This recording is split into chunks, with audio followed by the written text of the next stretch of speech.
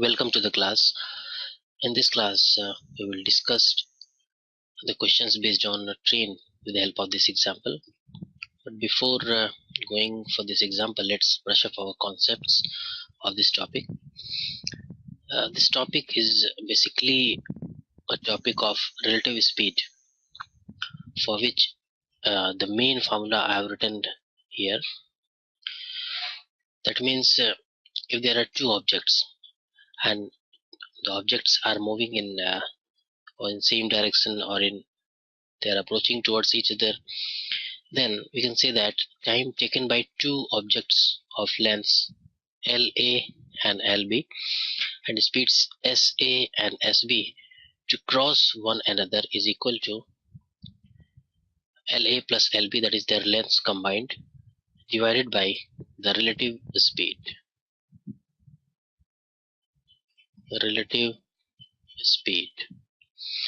So in the numerator, as we know that the time is basically time is equal to distance by time. So distance here is the length of the two objects combined, LA plus LB, distance over speed, and the speed in this case will be the relative speed. If the objects are going in same direction, then we will apply the negative sign, because in that case the relative speed will be the difference of the speed of these two objects. But in case the objects are approaching towards each other, that is they are coming from opposite direction, then the relative speed will be SA plus SB, that means the speed will be combined. So this is the basic formula. On the basis of this basic formula, I have written formula for certain specific cases. We will discuss it one by one. Like time taken by train of length LA and speed SA to cross a pole. That means there is a train of length LA and speed SA, and if the train has to cross a pole, since the pole is stationary, so applying this formula in the numerator, the length of LA, that means length of the train, plus LB, since the second object, that is the pole, has no length, so that means LB equals 0. So LA divided by, in the denominator, SA, that is the speed of the train. Again, because here the pole has no speed, that is SB equal to 0. This is the first case. For second case, if the train has to cross a platform of length LP, again the platform is also stationary but having certain length. So in the numerator it will be LA plus LP, length of train plus length of platform, divided by only the speed of train, because platform is stationary. This is second case. The third case is that a man is moving with a speed SM in the same direction. Again, when the man is moving, then for man, the length of man is 0, I mean negligible as compared to the length of train, but the man has a speed of SM. So in the numerator of this formula, it will be LA, because LB is 0, divided by SA minus SM. Why? Because the man is moving in the same direction of the train, that's why SA minus SM. Okay, for fourth case, a man moving with speed SM in opposite direction. Okay, if the man is moving in opposite direction, then the case will be similar to the previous one. The difference will be in the denominator, we will have SA plus SM, because when two objects are moving in opposite direction, then their speed will be combined. For fifth case, the previous train is crossing a train of, that is another train of length LB and speed SB moving in the same direction. So applying this formula, the numerator will be LA plus LB, okay, divided by, since the trains are moving in the same direction, in the denominator SA minus SB.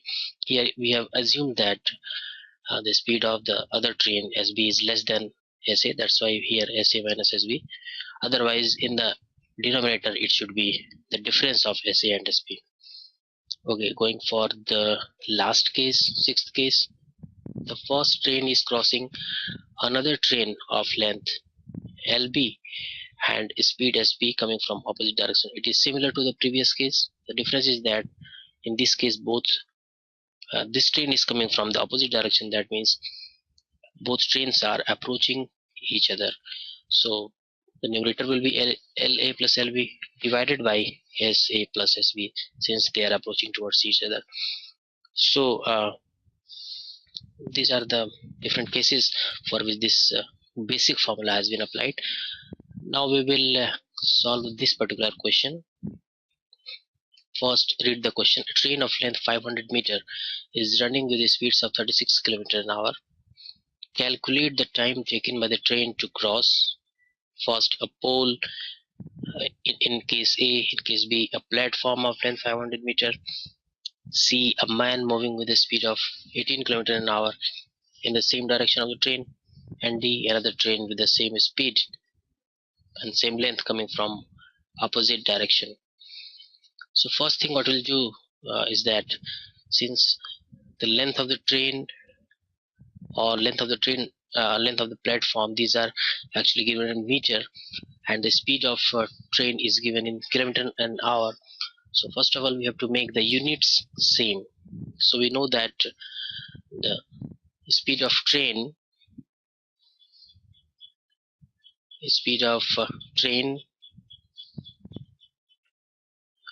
let's call it the first train, whatever SA, that is 36 kilometer an hour.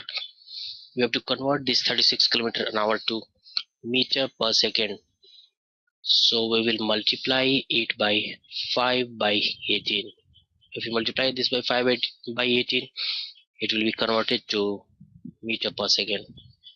So 18 to the 36. So it is basically 2 into 5, that is 10 meter per second. Okay, now we can solve the individual cases. The case A is this train has to cross a pole. We will apply this formula. Okay, time taken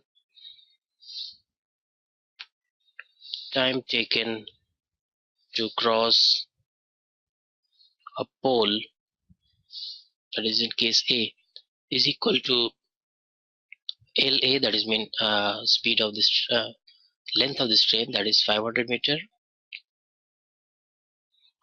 divided by the speed of train which we have seen here, 10 meter per second, by 10, that is 50 second. Answer to the question A is 50 second. Okay, part B, a platform of length 500 meter. We will apply this formula. For this, the time taken to cross platform, right, in this manner, is equal to the length of train plus length of platform that we have seen. Length of train is 500 meter, it is given. Length of platform is also 500 meter, divided by only the speed of train. Why? Because platform is a stationary object. Again, the length of train we have calculated above is 10 meter per second. So it is 1000 by 10, that is 100 second. This is answer to the second question.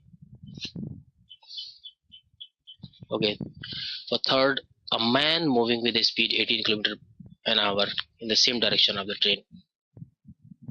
So first of all, speed of man has to be converted into meter per second.